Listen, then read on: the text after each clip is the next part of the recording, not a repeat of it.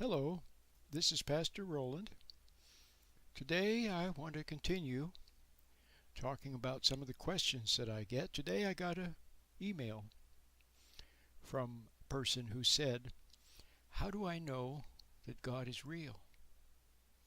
How do I know that God is real?"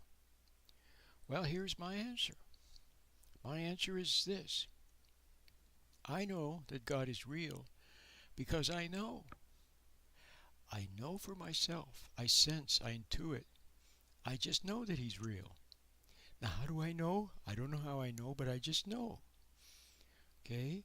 Now, let's talk about how some people will say they know something. For example, you ask somebody, how do you know that God is real?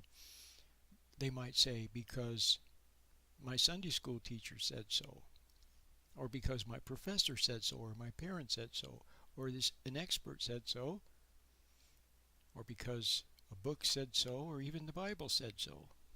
Okay? But it's all secondhand. See, I don't believe something just because somebody says so. I wait until I know for myself. Okay? Now it might be good enough, if I hear a noise in my car and then I go to the mechanic and he said, "Well, you need a new muffler," and I know that he's a good mechanic, okay? Then I will go along with that.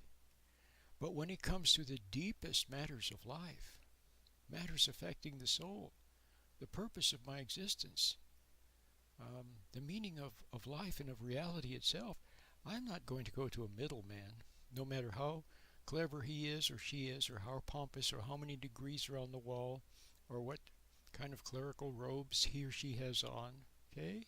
Or what so-called authority he or she has. I'm going to wait until I see for myself.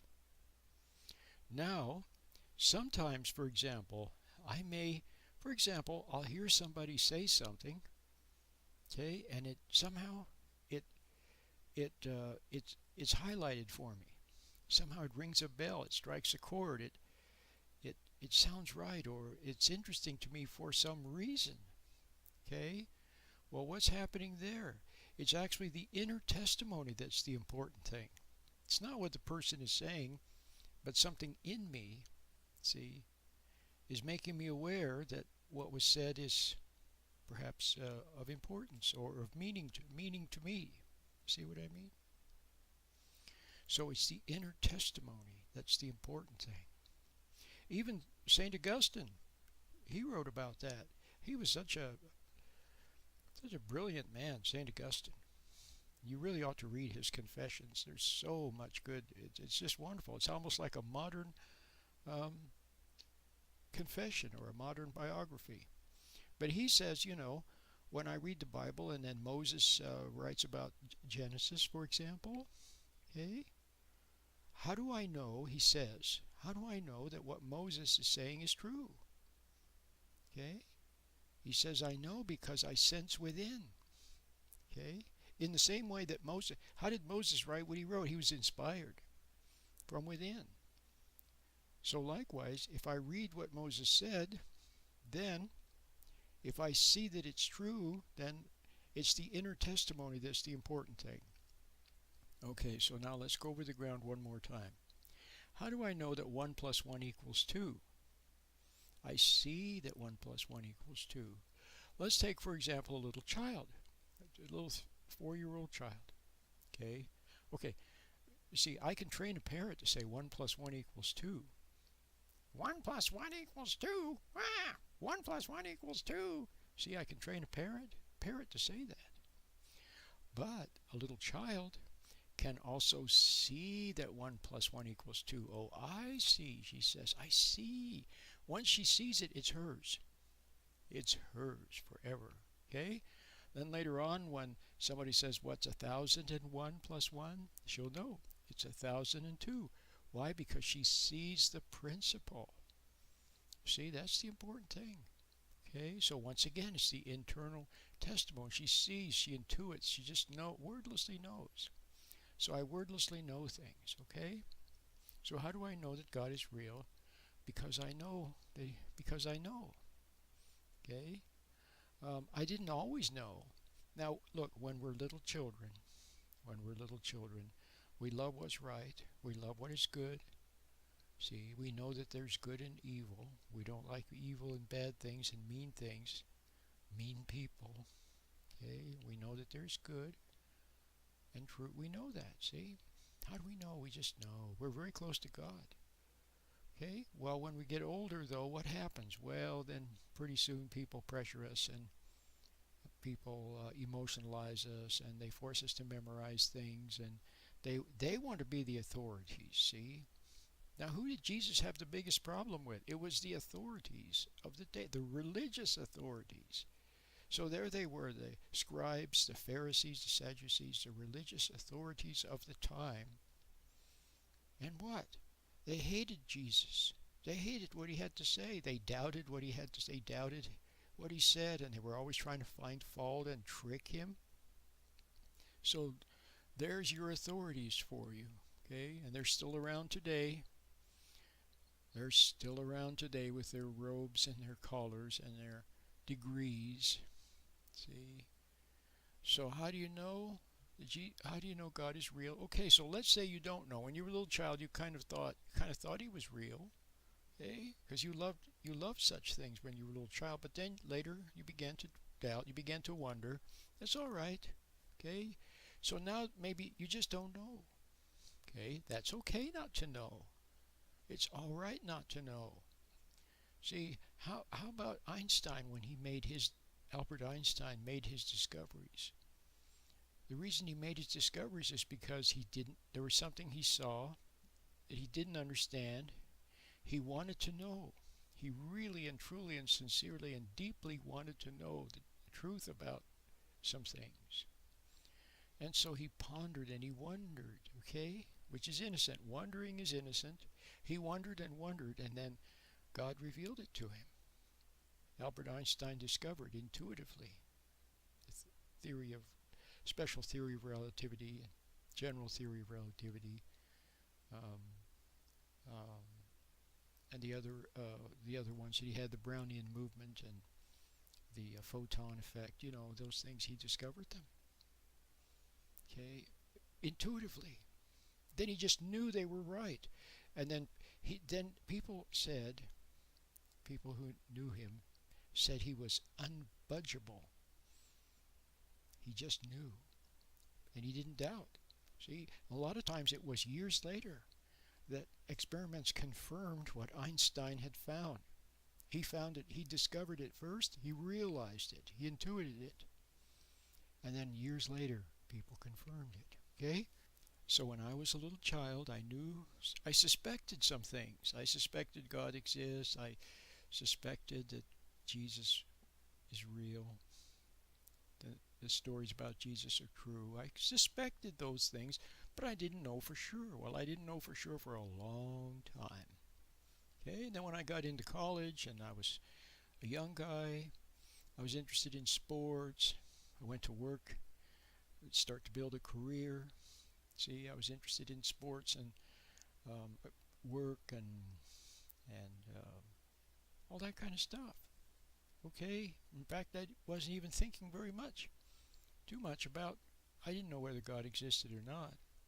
Although I still had an interest in philosophy and religion, I would go to the used bookstores when I was a young single guy in my 20s in San Francisco. I would go to the used bookstores, and a lot of times it would be a philosophy book or a theology book, you see, or a religion book that I would be interested in. I just had an interest in such things, or psychology.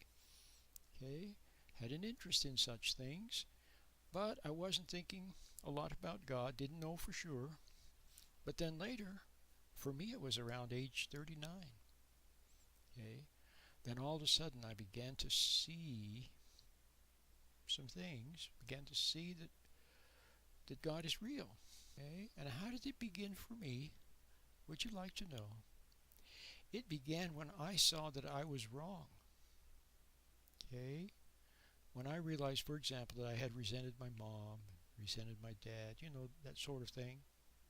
When I saw that and saw that it was wrong, I mean really, really saw that it was wrong, that I was resentful, and then I was sad about what I saw. Okay? When I really and truly saw that and didn't fight it, didn't resent seeing it, just bore the little bit of pain of seeing it, okay, then the next realization that came to me was that something was showing me that I was wrong. And what was showing me that I was wrong was itself not wrong. It was itself true, and it wanted me to see that I was wrong so that I wouldn't be wrong anymore. See how that works? And then, as time went by, I realized that it was God. Okay, so um, then more and more things I began to see about God and about the Bible. So now the Bible, I read the Bible sometimes. I don't read it word, sit down and study it. I'll pick it up, I'll read a little something, and then all of a sudden, oh, I see. Something is highlighted, see, I get a little realization. And that's enough. Then I can close the book and go about my daily activity with that one beautiful realization. Then I see all different aspects of it. It's just beautiful. I might even write about what I saw. See? Okay. So I don't study. I'm well educated. Okay. But I don't study. I scan things looking for clues. And then from within, the clue is highlighted for me wordlessly. It's wordless. Okay? It's wordless. Now that you see how I talked about intuition and how I know what I know, even though I don't know how I know what I know, the same way that a child can know that 2 plus 2 equals 4, I can also see things are true. Okay? Well, then when I look at, say, for example, the Bible, for example, then I will see confirmation. See, it's not the Bible is not my authority.